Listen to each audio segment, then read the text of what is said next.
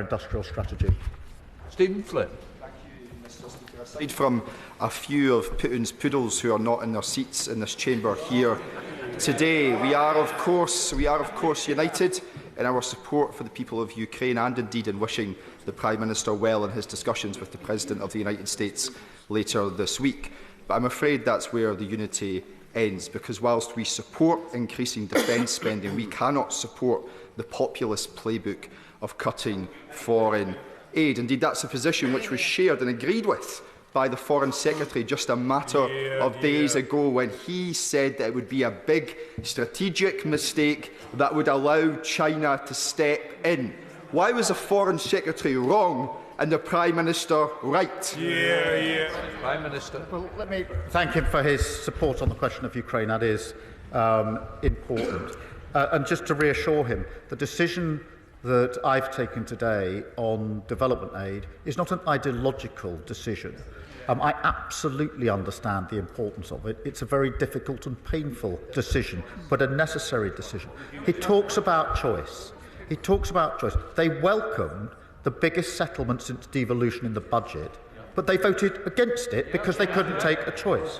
He welcomes the increase in defence spending, but he doesn't want to say how he will fund it. Choices, grown-up choices about the future of Europe require grown-up decisions and choices, and that is what we've done. Nick Smith. Mr. Speaker, instability in Europe does wash up on our shores, and so can I accept the hard decision the Prime Minister has made today to invest in defence, and this means difficult decisions in international development. My question is, though, can we please invest more in cyber, given the disinformation and the cyber attacks that our country faces on a daily basis? Well, thank you for raising this, because cyber is part of the tools for warfare these days, which is why we increased funding at the budget and why I've adjusted the 2.5 to 2.6 in the way we've presented the case to the House today. Andrew Mitchell. Thank you, Mr. Speaker. I agree entirely with the strategic direction the Prime Minister has set out today. Defence and security must come first, but he does have choices about how he funds this important uplift. He and I voted together in the last Parliament against balancing the books on the backs of the poorest people in the world. Does he still think that vote was right? Minister. Well, I'm proud of that vote at the time. I'm proud of the work that our country has done on development, and this is not a decision that I want to make, and I absolutely want us to get back to more funding on overseas development and increasing those capabilities. Obviously, some of that is helped if we can, as we are, get the asylum backlog down and stop using this money to pay for hotels, which is not what it's intended for. But this has been a difficult decision. He knows how much I value overseas development, how important it is. But I thought and do think that the most important thing today is to be absolutely clear about the commitment we're making on defence, to spell out the reasons we're making those decisions, and to set out penny and pound exactly how it's going to be funded. What I wasn't going to do is come to this House with a plan that was not credible and not costed, because I think that would be far worse for our country. But the tenor of what he says I do accept in terms of the importance. Alice Baker. Thank you, Mr. Speaker. Can I thank the Prime Minister for his statement and for the leadership he has shown on these issues in these uncertain times. As the Member of the Parliament for the home of the British Army, this is hugely welcome news for my constituency, and my community is ready to serve. Can I ask the Prime Minister what he is going to do to help create jobs in our defence sector in my community? Prime Minister. Well, I thank her for her question, and her constituency and constituents are obviously hardwired into this in the makeup of her constituency. I do think that this is an obligation, an important obligation that we must rise to, but it is also an opportunity, Mr. Speaker, to ensure that the jobs that will be generated through this are British jobs with British skills in all of our constituencies, and we'll endeavour to make sure that that is the case. Helen Maguire. Thank you, Mr Speaker.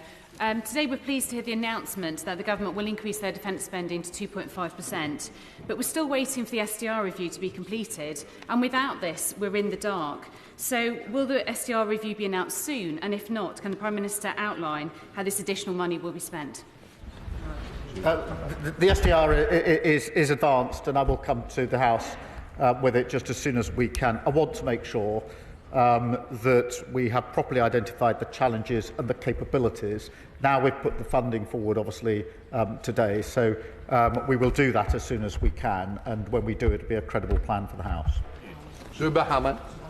Thank you, Mr Speaker. Can I thank the Prime Minister for his tireless efforts in trying to bring security to Ukraine, because their security is our security. But I wonder if you will agree with me that this is only possible because we are one United Kingdom. That strength, that solidarity is only possible because of our four nations working together. And will you agree with me that those that attempt to fragment that union at these perilous times do us great harm?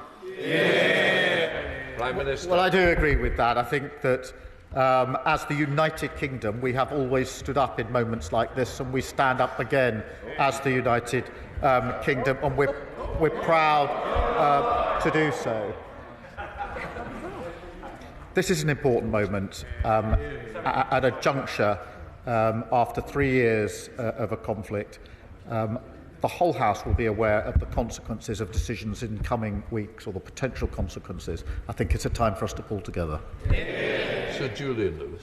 President Trump says he wants his legacy to be that of a peacemaker.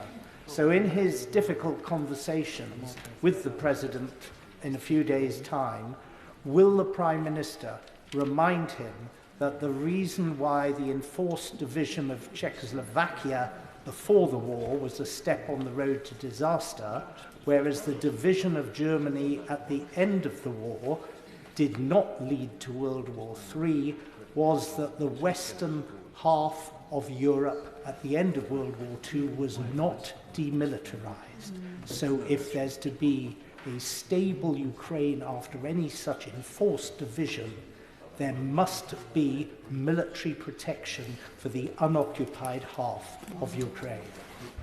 Prime Minister. He's right to talk about peace. It's what everybody wants, not least the Ukrainians. But it must be a lasting peace and not a temporary ceasefire. And I do agree that means it needs security guarantees. The configuration of that needs to be agreed, but it needs to be security guarantees sufficient to deter any further aggression, because otherwise it will be the ceasefire and will be the worst of outcomes for the whole of Europe. Calvin Bailey. Thank you, Mr Speaker. I thank the Prime Minister for his leadership and the announcement today committing us to 2.6% of defence GDP on defence spending and 3% beyond that. This is in stark contrast to the 14 years of erosion of defence spending, and of the hollowing out of our services and the service life that resulted. Does the Prime Minister agree with me that the reforms being put forward by the Defence Secretary are essential to deliver deterrence and prevent further acts of Russian brutal imperialist aggression in Europe? Prime Minister. The reforms are really important, the strategic review is very important, and the funding is very important, because this is a moment where we must step up and play our full part in the defence of our country and the defence of Europe. And I've already said what I said about the plan that the party opposite put forward at the election. I've not quoted my words, I've quoted the words of the Institute for Government, who said it was... well, I would say what I think, but I think what they said was perfectly right, which was it wasn't properly funded, it wasn't a credible plan. We've put a credible plan before the House, and I'm glad it's been welcomed.